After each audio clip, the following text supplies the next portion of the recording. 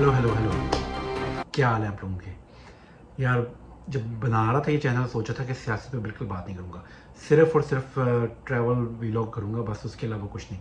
लेकिन travel vlog से related चीज़ है। कल मैं असल में वापस आ रहा था जद्दा से न्यू, तो रास्ते में जो है मैंने सोशल मीडिया देखना शुरू कर दिया। अब आपको पता है सोशल मीडिया का बड़ा मसला है। सोशल मीडिया का मसला ये है कि उस पर जब भी आप पाकिस्तान के प्रॉब्लम देखते हो तो आप हैरान रह जाते हैं कि लोग की कैसी बातें कर रहे हैं। असल मसले हैं जिन पे बात की जानी चाहिए, उन पे कोई बात करने को तैयार नहीं है। ये कोई बताना नहीं चाहता कि हमारे पास क्या रोड मैप है पाकिस्तान को इन मुश्किलात से निकालने के लिए। पाकिस्तान को की अगर मुश्किलात को आप देखें तो इस वक्त पाकिस्तान के 3 सबसे बड़े मसाइल हैं और ये तीनों आपस में कनेक्टेड है। पहला पाकिस्तान का मसला है पॉपुलेशन, ठीक है। आपने देखा होगा कि अभी तक किसी पार्टी ने पॉपुलेशन की बात नहीं की। दूसरा पाकिस्तान का मसला है इकॉनमी और तीसरा पाकिस्तान का मसला है अमन अमान। अगर आप ये तीनों चीज़ों को गौर से देखें ना तो ये तीनों चीज़ें आपस में कनेक्टेड हैं। लेट्स स्टार्ट विद पॉपुलेशन, ठीक है। मेरा फेवरेट टॉपिक भी है वैसे आजकल ये। उसकी वजह ये है कि मैं बड़े अरसे से देख रहा हूँ कि पाकिस्तान में आबादी बड़ी तेज़ी से बढ़ रही है और कोई बंदा इसको ड्रेस नहीं कर रहा। अगर आबादी तेज़ी से बढ़ने की अगर आपको एग्जांपल दूँ तो देखें 80 की दहाई में या सन 1980 के अंदर हम लोगों की आबादी जो थी वो थी 80 मिलियन थी, ठीक है, 80 मिलियन थी। हम लोग जो है 20 साल के बाद यानी 2000 के अंदर हमारी आबादी बढ़ के 150 यानी 70 मिलियन हम लोगों ने 20 साल के अंदर हम लोग इंक्रीज़ कर गए।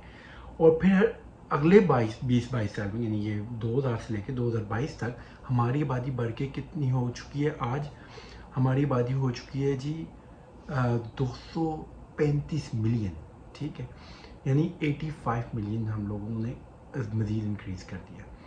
अब क्या हमने जब इतनी आबादी इंक्रीज़ की तो क्या उसके साथ रिसोर्सेज भी इतने इंक्रीज़ किए। यानी रिसोर्सेज बड़े सिंपल सी आप ले लें एग्जांपल, आप गंदम की एग्जांपल ले लें कि हम गंदम उगाते थे 80 के अंदर और वो थी 11,000 मीट्रिक टन थी तकरीबन, ठीक है।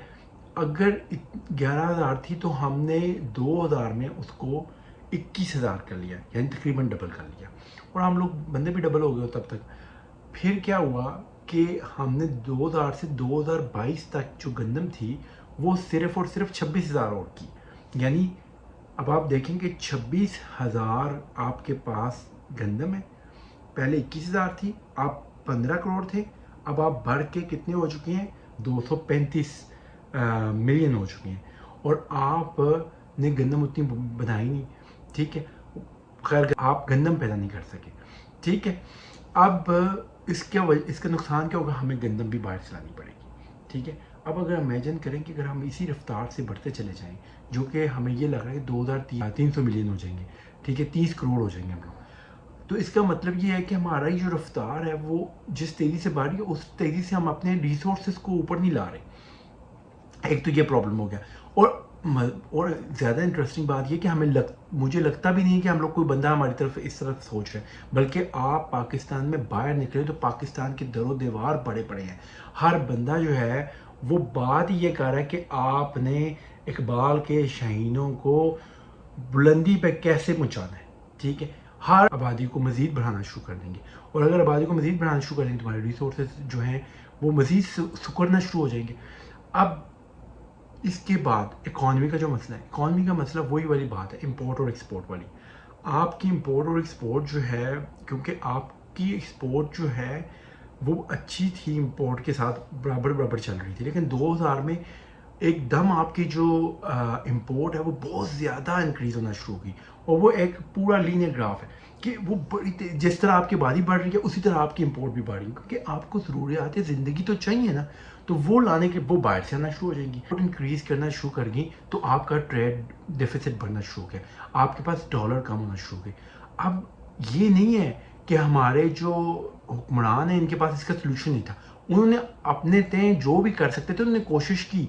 वो हमारा इख्तलाफ हो सकता है कि यार ये बंदा इस तरह, ये वाली लाइन ठीक नहीं है, ये वाली लाइन गलत है, ये ठीक है। मिसाल के तौर पे अगर आप देखो ना, हमाद अजहर जो था उसकी लाइन ठीक थी, उसने कहा कि यार मैं सब्सिडी दूंगा हर उस बंदे को जो एक्सपोर्ट क्वालिटी बना रहा है, हम उसको सब्सिडी देंगे ताकि वो अपनी एक्सपोर्ट जो है ना हमारी ओवरऑल इंक्रीज़ कर सकें।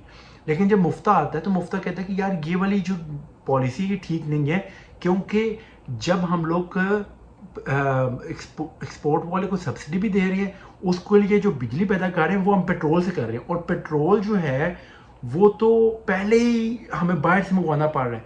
तो इसका मतलब ये हुआ कि हम अगर एक्सपोर्ट इंक्रीज़ करने की कोशिश करें तो हम इंपोर्ट भी साथ साथ इंक्रीज़ हो रही है। तो वो जो डिफरेंस है ना वो कॉन्टीन्यूस चल रहा है। अब जब असाकडार आया, असाकडार ने कहा कि भाई आप दोनों का तरीक़ेकार गलत है, आप दोनों जो हैं एक्सपोर्ट बढ़ाना चाहते हैं लेकिन वो आपकी इंपोर्ट भी बढ़ाएगा, तो आपको ये करना चाहिए कि आप इंपोर्ट को कम करें और फिर उसके बाद हम देखते हैं एक्सपोर्ट को कैसे इंक्रीज़ करना है। लेकिन इसके अंदर भी मसला है कि जब आप इंपोर्ट को कम करने की कोशिश करते हैं तो इंपोर्ट में बहुत सारी चीज़ें ऐसी भी कम होना शुरू होती हैं जो असल में रॉ मटेरियल होता है। तो ये इख्तलाफात अपनी जगह पे मौजूद हैं कि इंपोर्ट को कम करना है या एक्सपोर्ट को ज़्यादा करना है।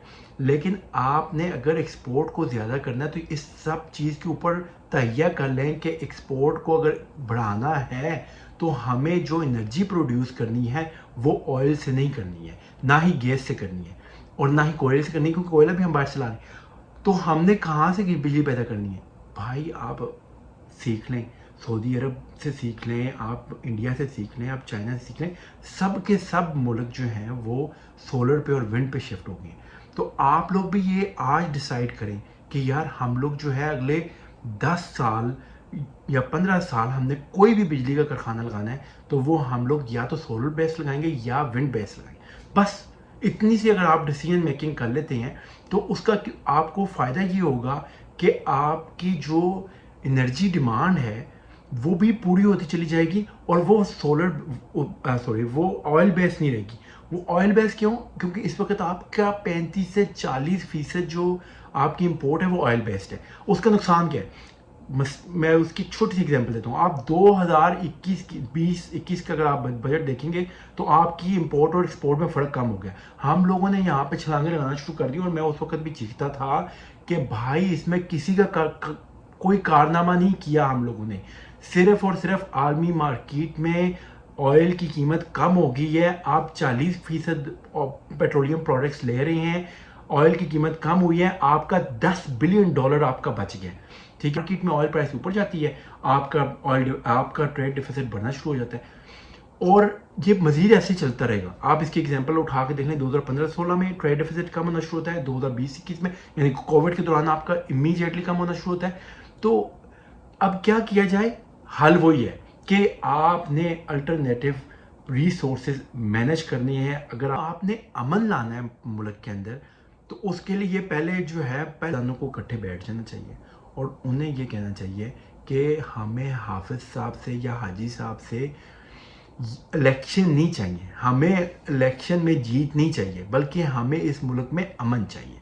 और सारी पार्टियां मिलके एक विजन बना लें, 2040 का विजन बना लें कि यार ये अगले 15 साल में हम में से जो बंदा भी होगा वो इकॉनमी को ऐसे करेगा, हैंडल करेगा और वो जो है पॉपुलेशन को एड्रेस करेगा और वो अमन अमान के लिए ये काम करेगा। और इसके ऊपर सारी जमातें इत्तेफाक कर लें और साथ अपने हाफिज साहब को भी बिठा लें, वो भी इस चीज़ के ऊपर इत्तेफाक करें और आपको गारंटी दें कि वो भी इसके ऊपर काम करेंगे। क्योंकि होता ही है कि वो काम करना छोड़ देते हैं बीच में, ठीक है, जब उनका दिल करता है कि यार अब ज़रा थोड़ा सा हालात ठीक हो रहे हैं तो वो ये काम करना छोड़ देते हैं।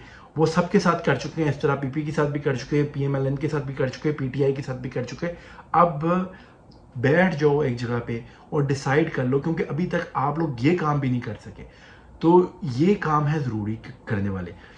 3 मामलात हैं, इनके ऊपर एक जामे पॉलिसी बनानी चाहिए, सब जमातों को मिल के बनानी चाहिए। अगर आप लोग जो है वो डेमोक्रेसी के लिए 2007-8 में सारे इकट्ठे होके आप चार्टर ऑफ डेमोक्रेसी बना सकते थे, तो आप चार्टर ऑफ सर्वाइवल पाकिस्तान क्यों नहीं बनाना चाहते? बनाएं, यही वक्त है बनाने का। आप बजाय हमें ये बताने के कि पाकिस्तान इस वक्त मुश्किल तरीन हालात में है, हमें ये बताएं कि इसका आपके पास सोल्यूशन क्या है। अगर आपके पास सोल्यूशन नहीं है तो फिर भी बता दें हमें कि भाई इस मुल्क का कोई सोल्यूशन नहीं है, इसका यही हाल है कि आप जिसने आप जो अफोर्ड कर सकता है वो बाहर निकल जाए और वैसे ही निकल जाए जैसे फिलिपीन के अंदर हुआ कि सारे लोग बाहर चले गए, वो रिमिटेंसेस भेजते हैं और मुल्क चलता चला जा रहा है। अगर यही वाली बात रखनी है तो बता दें, तब भी बता दें ताकि लोग जो है वो क्लियर तो हों कि भाई इत्थे कुछ नहीं बनना, निकलो इत्थों। खैर माजरत के साथ ये थोड़ी सी गुफ्तगू थी, आइंदा नहीं करूँगा वीलॉग इसके ऊपर, पॉलिटिक्स के ऊपर। अपना ख्याल रखिएगा, बाय बाय।